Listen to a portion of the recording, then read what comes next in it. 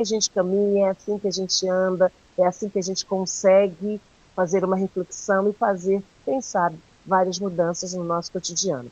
Mas a gente vai chamar outra pessoa bastante importante, uma pessoa que tem um projeto também muito bacana aqui para a educação de jovens e adultos, né? Que se vocês convidarem para as escolas, ela já foi em 22 escolas das nossas 41 escolas da rede, né? Levar as suas palestras, mas eu gostaria de chamar a psicóloga Maria Inês, aliás, Inês Cruz, como ela gosta de ser chamada, porque o espaço agora é dela. Obrigada, Inês. Pode vir, por favor. Oi, boa noite a todos. Gente, é um prazer enorme estar aqui, né, com vocês, e eu preciso agradecer à professora Miriam de França pela oportunidade e pelo que está implícito nesse convite, que é o acreditar. Agradeço também aos colegas de equipe,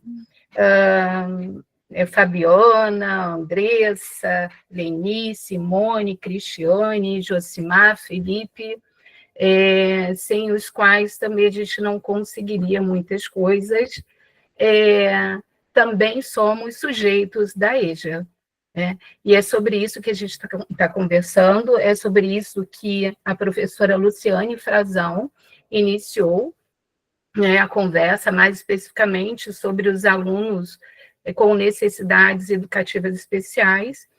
Então, a gente segue, né, conversando e provocando reflexões sobre esses sujeitos da EJA. Quem são esses sujeitos da EJA? Tá? Eu vou encurtar um pouquinho a minha fala.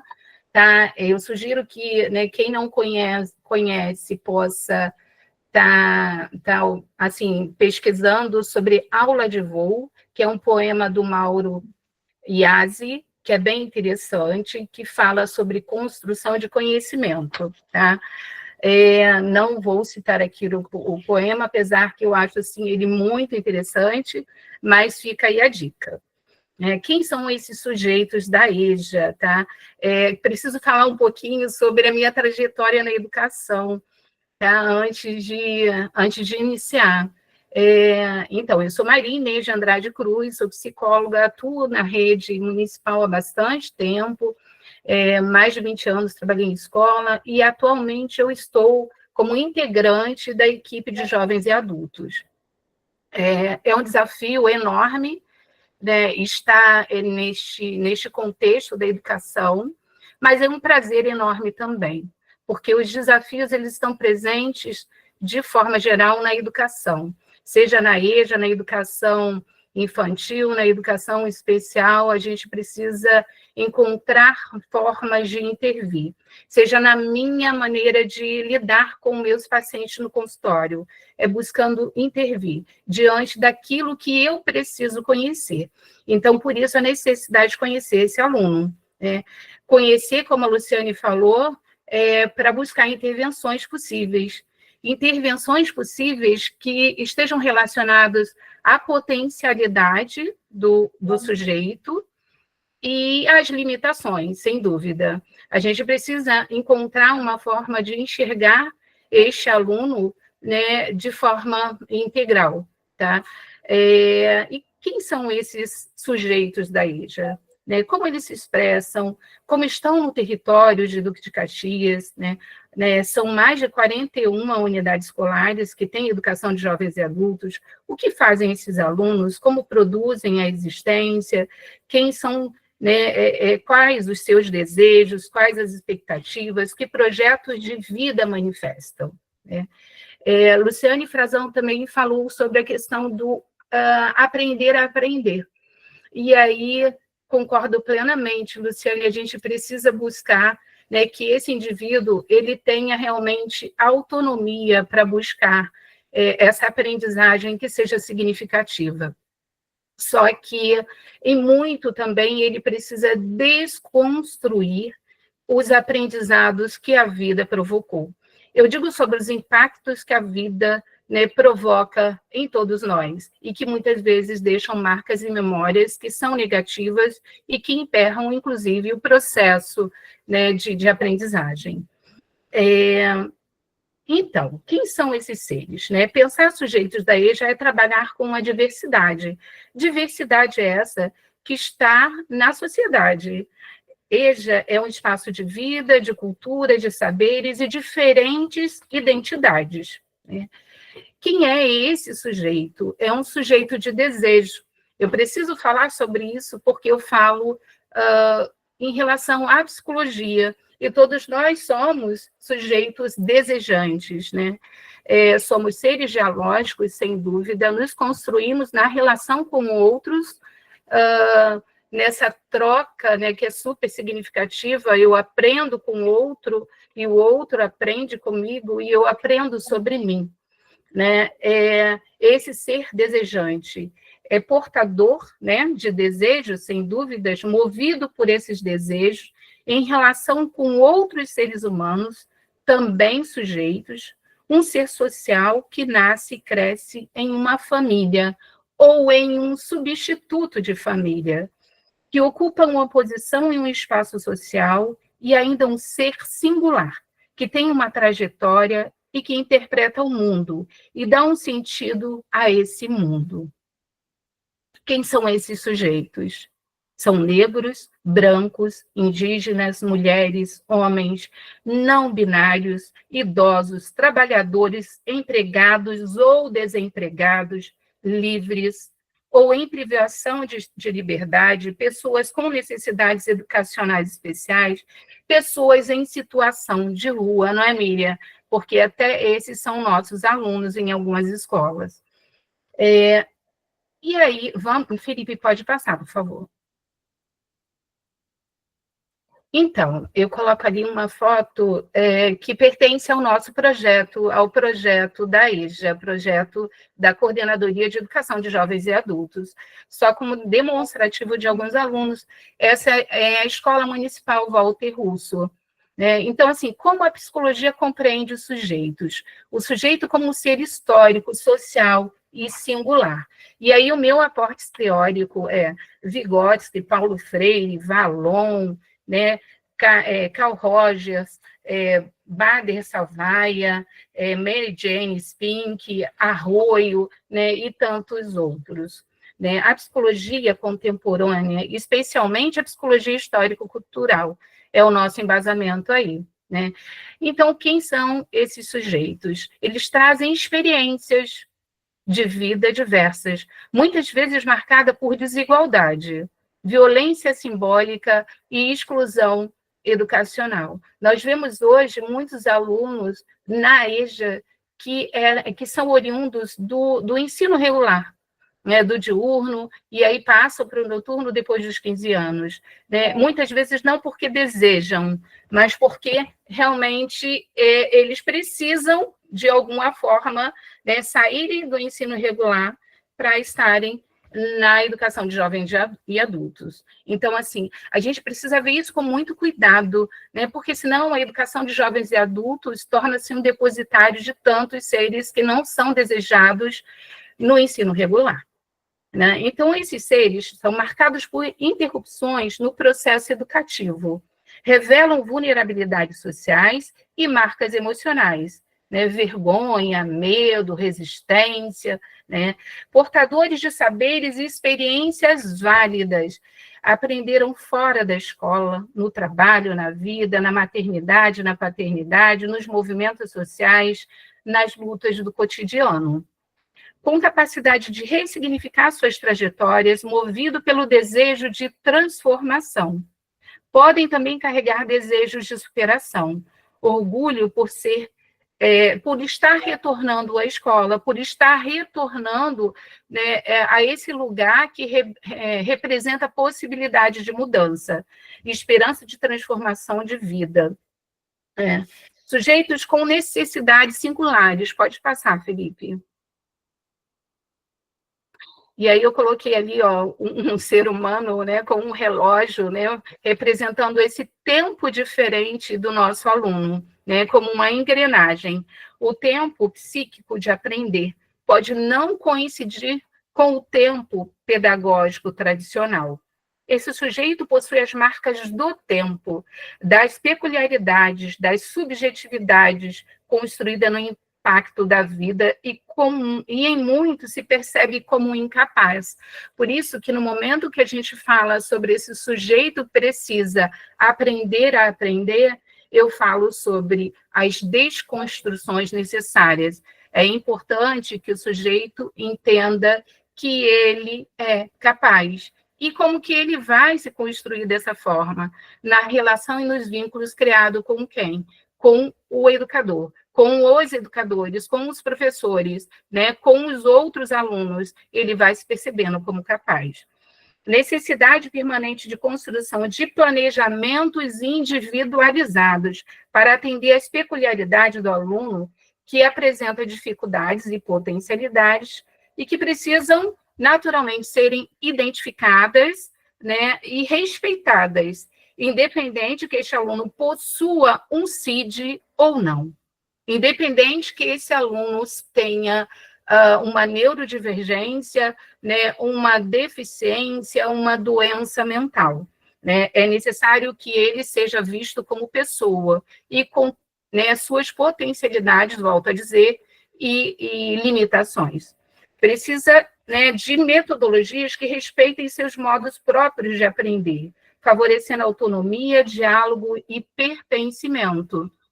Esse aluno, né, que precisa de estratégias, né, que realmente sejam eficazes no sentido de que eles sejam tocados pelo desejo de aprender e pela possibilidade de se reconstruir como pessoas capazes. Podemos passar, Felipe. Então, quem são os sujeitos da EJA hoje? São trabalhadores e trabalhadoras, né, com baixa escolarização formal, mulheres que interromperam os estudos para cuidar da família, é isso que eu encontro percorrendo as unidades escolares de Duque de Caxias.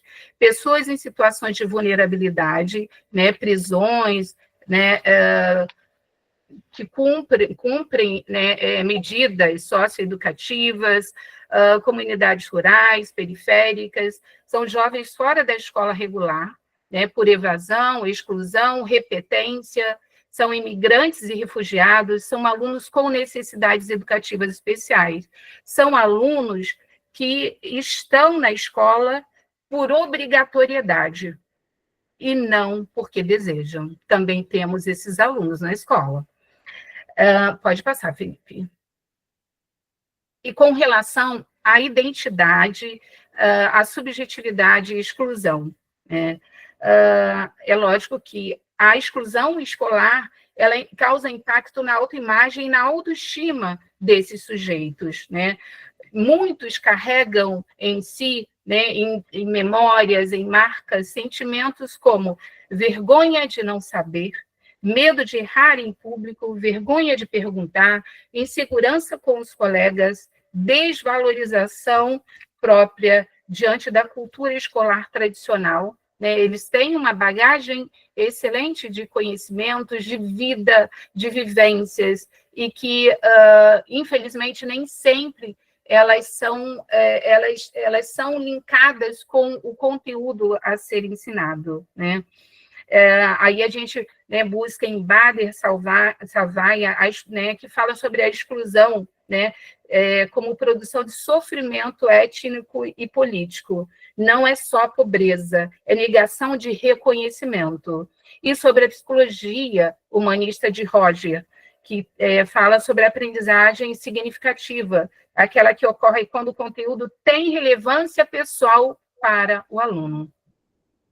E aí a gente vai para o próximo slide, Felipe. Subjetividade e identidade dos alunos da EJA. Então, a gente entende o sujeito como histórico, social e em constante desenvolvimento. Né? A escolarização tardia muitas vezes traz marcas emocionais, vergonha, né? A identidade desses sujeitos é atravessada por experiências de exclusão, né? Mas também por, né, esse desejo de mudar, né, de estar ali realmente para aprender. Existe uma resistência e um desejo, né, de transformação. Pode passar, Felipe.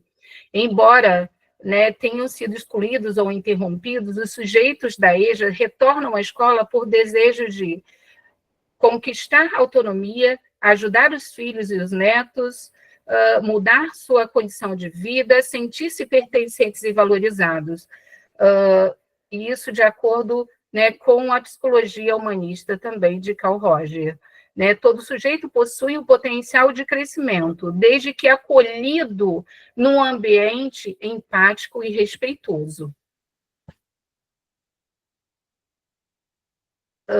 Aí a gente vai para o próximo, Felipe, por favor. A potência da escuta e do acolhimento, né? Para que a gente possa realmente impactar de forma positiva, né, no meu paciente, no meu aluno, no seu aluno, é importante essa construção de vínculos, e isso se constrói através da escuta e do acolhimento. A escola da educação, a educação de jovens e adultos, deve funcionar como espaço de construção de identidade, e não apenas de transmissão de conteúdos, né? É necessário criar espaços de fala, de escuta coletiva, grupos reflexivos, rodas de conversa, palestras, trabalhos com narrativas, né, que são as escrevivências propostas pela Conceição Evaristo, e reflexões sobre projetos de vida. Por que você quer aprender? Né? Qual o seu objetivo? E isso essas perguntas a gente faz quando a gente vai para a escola e faz uma roda de conversa e busca entender, né, qual é o propósito, qual o objetivo desse aluno, quais são as perspectivas de vida desse aluno. Pode passar, Felipe. Em relação ao projeto, que é o projeto Por uma Cultura de Cuidado, Paz e Respeito, eu trouxe algumas fotos apenas, são mais de 30 unidades escolares que a gente vem percorrendo, né, e propondo ações como palestras, rodas de conversa, grupos de estudo, tá? Ali tem algumas imagens, Barão da Taquara, Jaime Fishman, grupo de estudo com os profissionais, Barão do Amapá, Walter Russo. Aí pode passar. Célia Rabelo, Neuza Goulart, Paulo Mendes Campos, Nízia Vilela, pode passar. Né? E nesses momentos, né, de incursão, né, de intervenção nas escolas, a gente se depara com os alunos, e é inevitável a gente ouvir determinados comentários e falas desses alunos. Então, assim, eu trouxe apenas uma amostra ali de coisas que, né, situações apontadas pelos alunos. Né? É necessário, então, que a gente possa oferecer essa escuta, né, que acolhe, possibilita a ressignificação e abertura para novas perspectivas. Né? Tive que parar de estudar para trabalhar, foi uma aluna que falou. Voltei a estudar depois dos 30 anos. Já senti vergonha em sala de aula. Alguém acreditou em mim e me fez acreditar também. Sinto orgulho de estar aqui. A escola me deu esperança. Quero aprender a ler e escrever o meu nome. Estar na escola é a indicação do médico por estar com depressão. Quero aprender para ler a Bíblia. A escola me faz acreditar que posso me formar e conseguir meu diploma. Não vou desistir. Vou até o fim. Quero ser professora. Então, assim, esse impacto que inevitavelmente acontece quando a gente lida com outras pessoas, né? Mesmo quando a gente não deseja causar algum impacto, eu digo isso, a gente está impactando de alguma forma. E imagina a figura do professor, né? Que é aquele que convive com o aluno de forma mais frequente, né? Como que não impacta, tá? E aí a gente passa, Felipe. Como a psicologia, então, compreende os professores da EJA? E aí eu tomei a liberdade de pensar, porque eu também me sinto professora, né? Apesar de estar num outro momento hoje, atuando na educação de jovens e adultos, na Secretaria Municipal de Educação, mas também sou educadora, sou psicóloga por formação, mas estar no chão da escola é algo que me move. E é desafiador, sem dúvida, né? E aí a gente vai pensar, então, um pouquinho sobre esse profissional que vive na escola, né, que causa esses impactos importantes, né, no aluno. Esse professor que também é sujeito de processos psíquicos, afetivos e sociais. Ele traz suas histórias, suas crenças, suas vivências, frustrações e esperanças para a prática educativa. Isso tudo aparece, às vezes de forma não muito clara, mas aparece na escola e na prática do professor. E aí, a educação de jovens e adultos exige um professor, né, que seja comprometido com a escuta e a inclusão. Um professor... Pode passar, Felipe. Esse sujeito histórico e afetivo. O professor, né, segundo Paulo Freire, autoritário, ele pode se mostrar autoritário, professor pode ser silencioso, competente, né, sério, professor incompetente, irresponsável, o professor amoroso da vida e das gentes, o professor mal amado, sempre com raiva do mundo e das pessoas, frio, burocrático, racionalista. Nenhum desses passa pelos alunos sem deixar sua marca. Olha quanto que isso é sério, gente. Essa é a fala do Paulo Freire. E aí, o professor da EJA não ensina para alunos comuns, mas para sujeitos com trajetórias marcadas por exclusão. Já falamos isso aqui. Dor, né? Resistência, mais esperança. Por isso ele precisa desenvolver, né? Esse professor precisa desenvolver uma escuta ativa, uma sensibilidade ética diante dos conflitos, naturalmente, que acontecem na escola, práticas de ensino significativas e contextualizadas, e uma postura dialógica proposta por Paulo Freire. E sobre a inclusão?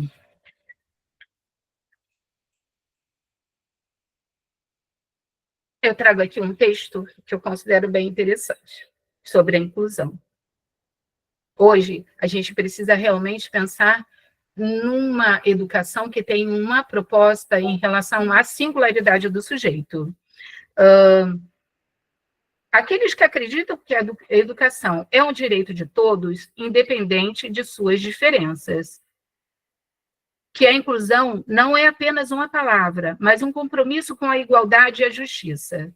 Que a diversidade é uma força, não uma fraqueza.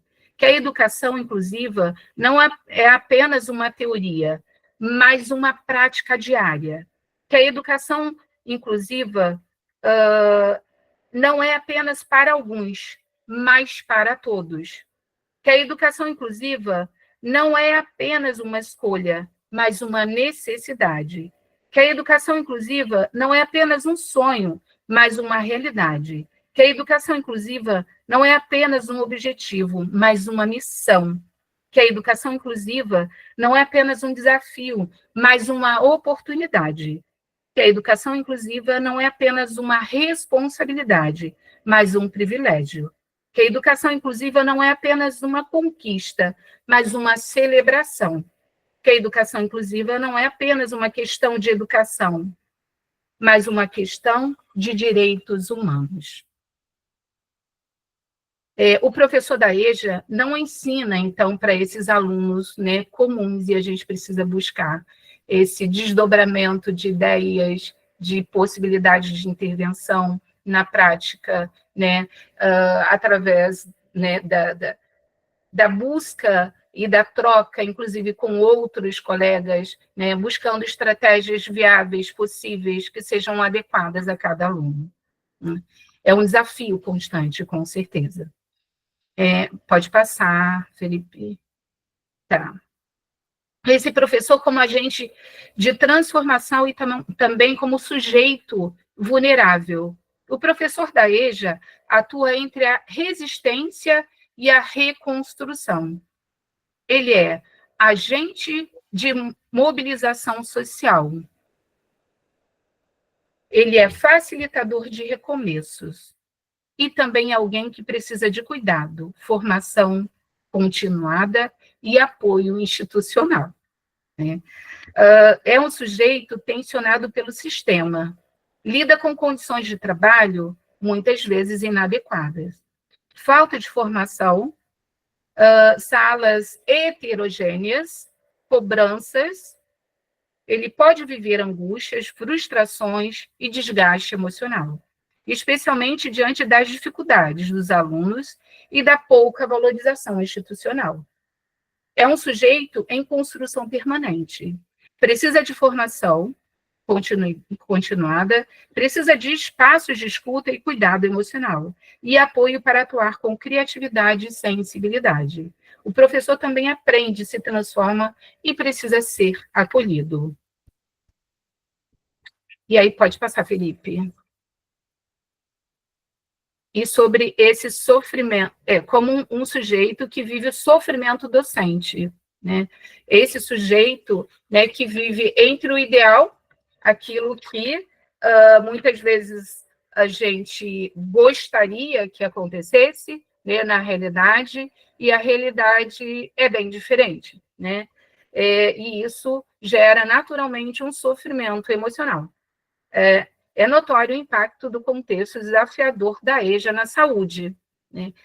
Na saúde emocional dos professores, né? Diante, né, de uma dificuldade em relação à falta de valorização, né, desse profissional, a sobrecarga e as especificidades, né, dessa modalidade de ensino. Nós estamos diante de muitos desafios. Dificuldade para lidar com os conflitos geracionais e a juvenilização da EJA. Sentimento de impotência diante da evasão. Dificuldade para lidar com as consequências do uso excessivo da tecnologia. E sobre esse uso excessivo da tecnologia, eu preciso falar sobre o impacto da tecnologia e do uso excessivo de telas nos alunos da EJA envolve uma série de consequências cognitivas, emocionais, sociais e pedagógicas. E esses efeitos se manifestam de maneira particular nesse público, dada a sua trajetória de escolarização interrompida, desafios socioeconômicos e relação nem sempre fluida com o mundo digital. Muitas vezes, indo às escolas, a gente se depara com os alunos que estão de posse das telinhas, né, dos celulares a todo momento. Então, é necessário parar e pedir para guardar, para que se distanciem das telas no momento que a gente está falando ou propondo alguma atividade. Imagina os professores, né, que estão na escola, né, o tempo todo e precisam naturalmente buscar essa atenção do aluno, né, para o conhecimento. Falando em atenção, uma das coisas que a gente precisa diferenciar aqui é que muitas vezes essa questão do uso excessivo da tecnologia, chamada brain rot, né, cérebro apodrecido, né, cérebro atrofiado, é um fenômeno que acontece e que muitas vezes assim o indivíduo, o sujeito da EJA, né, inclusive sendo aluno ou profissional, ele é afetado, né, de forma, às vezes, sutil, né, e não percebe, não tem consciência, mas o que modifica, muitas vezes, a dificuldade de concentração desse indivíduo, a dificuldade de manter o foco de atenção. É diferente do TDAH, tá, gente? Que o TDAH... eu falo pelo meu lugar de fala como profissional da psicologia, né? O TDAH é uma condição do neurodesenvolvimento, né? Ele é inato, Tem muita gente, inclusive, ela tem o TDAH, que é marcado por impulsividade, pela dificuldade de atenção, pelo aquele aluno que às vezes é muito inquieto, mas o que a gente precisa entender é até que ponto que isso interfere na funcionalidade do sujeito, tá? Então, assim, o TDAH, ele é inato, tá? Ele é uma condição do neurodesenvolvimento, mas nós podemos né, nos deparar com sujeitos que têm uma dificuldade de concentração por conta do má uso da tecnologia, tá? Então, essa deteriorização do estado mental ou intelectual de uma pessoa, especialmente vista como resultado, né, do consumo excessivo de material, principalmente conteúdo online, né, considerado trivial ou pouco desafiador. Né, e isso aí ocorre, então, em relação à questão do funcionamento, né, cerebral, ocorre um definhamento, né, uma diminuição da sensibilidade, da disponibilidade para a interação, da capacidade de gestão de espera, da expectativa, dos níveis de concentração, do funcionamento cognitivo, com repercussões na vida individual e coletiva, né? Hoje a gente vê, é muito comum a gente se deparar, por exemplo, com o uso do celular como uma ferramenta para que mães buscam para que a criança fique quietinha, né, esperando algo. Né? Então, assim, naturalmente, isso acontece muito, só que às vezes ainda tem um adulto que tem uma consciência e busca administrar melhor esse tempo da criança em relação ao uso da tecnologia, né, das telas. Mas os jovens, eles não têm esse freio, nem quem os freie. Então, assim, muitas vezes eles fazem o uso de forma desenfreada mesmo e sofrem os prejuízos. Né? E aí o professor, na sala de aula, vai se deparar com esses alunos, que muitas vezes não consideram os conteúdos da escola como atrativos. Né? E aí, assim, a gente busca em Zygmunt Bauman, né, que fala sobre a questão da modernidade líquida, né, marcada pela falta de aprofundamento e pela superficialidade e imediatismo. Isso acontece também, essa velocidade, né, em relação aos conhecimentos, o que tem de atrativos, de luzes, de cores, de sons, né, muitas vezes oferecidas nesses vídeos curtos e que prendem a atenção, né, dos alunos. Ok. Vamos para a dificuldade de concentração e foco. Próximo, Felipe. E aí a gente vê o uso constante, né, de telas, de celular, redes sociais, vídeos curtos, né, pode gerar dificuldades em manter a atenção em conteúdos prolongados, impaciência diante de atividades reflexivas e leituras, redução da tolerância ao esforço cognitivo. E aí a gente vem para o próximo, Felipe, que é o segundo aí, ok? Essa desmotivação com conteúdos escolares tradicionais. Gente, eu estou correndo muito. Estou preocupada com o tempo. Não, tá bem. Oi? Dá um retorno. Neide, você tá bem? Pra gente aqui, você tá bem. Para mais alguém tá rápido? Tá ótimo, o pessoal tá dizendo aqui que tá ótimo. E eu vou dizer para você que você possui exatamente 14 minutos. Ok. Então, assim, como referência, eu sugiro aqui, né, depois que vocês busquem, Não Apodreça Seu Cérebro, que fala sobre o brain rot, né? E aí que questiona, você já se perguntou, né, o que o uso excessivo de telas, redes sociais e estímulos digitais está fazendo com o seu cérebro, né? Então, assim, é interessante a gente buscar, porque, assim, a gente precisa se apropriar desse conhecimento, né? É uma realidade que está muito presente, né, no nosso meio. E também busco aqui como aporte o Daniel Goleman, né, que fala sobre o foco, né, que é a atenção, né, e esse papel fundamental para o sucesso, para a aprendizagem, enfim. e a fragmentação da atenção pode comprometer aprendizagens, né, significativas. A gente vai para a desmotivação com conteúdos escolares tradicionais. O próximo, Felipe. Isso aí. Né? O imediatismo... Bom, o outro. Desmotivação, é isso. O imediatismo dos conteúdos digitais pode fazer com que os conteúdos escolares pareçam lentos, difíceis, não atrativos ou pouco úteis. Isso pode reforçar o sentimento de inadequação ou fracasso escolar. Né? Por exemplo, um adulto, né, que assiste vídeos curtos diariamente pode não se envolver em uma proposta de leitura prolongada em sala de aula. Né? Não tem mais aquele tempo, né, de espera ou de, né, continuidade ali em relação ao foco de concentração. Né? É muito sério isso, porque assim, as redes sociais hoje, elas podem desencadear algo que o professor na sala de aula, né, dificilmente consegue, né, que é a liberação, né, no cérebro de dopamina, mas assim, de uma forma rápida, né? Esse neurotransmissor ele está associado ao prazer e à recompensa, né? O que pode levar a um ciclo de uso constante e potencialmente viciante.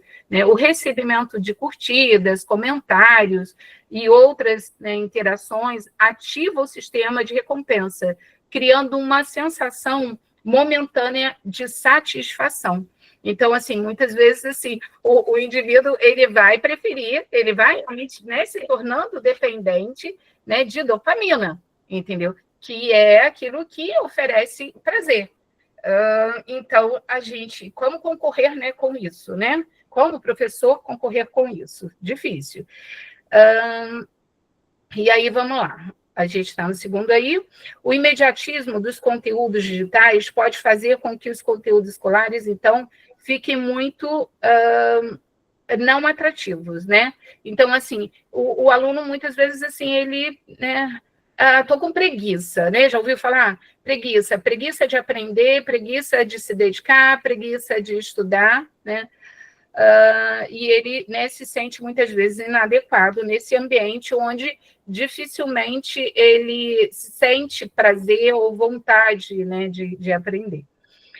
E aí vamos para o terceiro. Aumento do isolamento e da passividade. Aí, né, nessa imagem tem, né, os círculozinhos, né, e os sujeitos com o celular. Muitos estudantes utilizam o celular como forma de escape ou autodefesa, evitando interações com colegas e com professores. Isso reduz a oportunidade de construção coletiva do saber, tão fundamental na EJA. E a gente vai para o quarto, isso. A dependência digital e distração constante.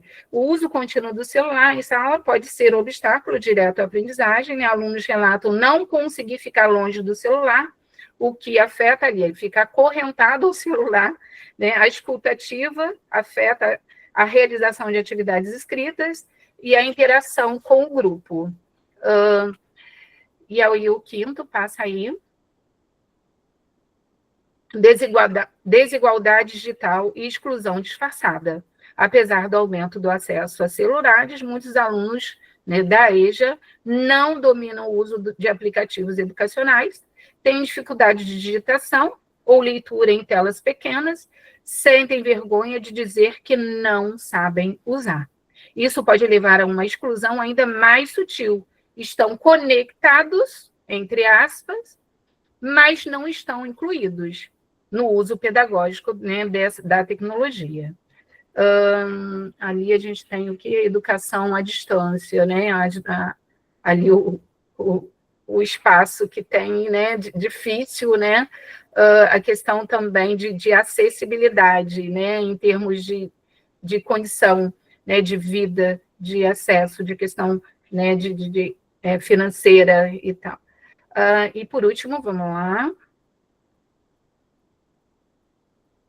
Principais impactos ainda, né? Sobrecarga sensorial e cansaço mental. É o que acontece com o indivíduo, né? Essa dificuldade de atenção. O excesso de estímulos, áudio, né? Imagem, notificações, multitarefas, prejudica a memória operacional, a organização do pensamento, o aprendizado de conteúdos sequenciais, como leitura e escrita, né? E aí a gente segue. A tecnologia é, ao mesmo tempo, ponte e obstáculo, né? Precisamos ensinar o uso, mas também educar para o equilíbrio. Vamos. A gente está, né, terminando. O professor da EJA é mediador de sonhos interrompidos, precisa ser reconhecido não só como transmissor de saber, mas como sujeito que sente, resiste e transforma junto com seus alunos.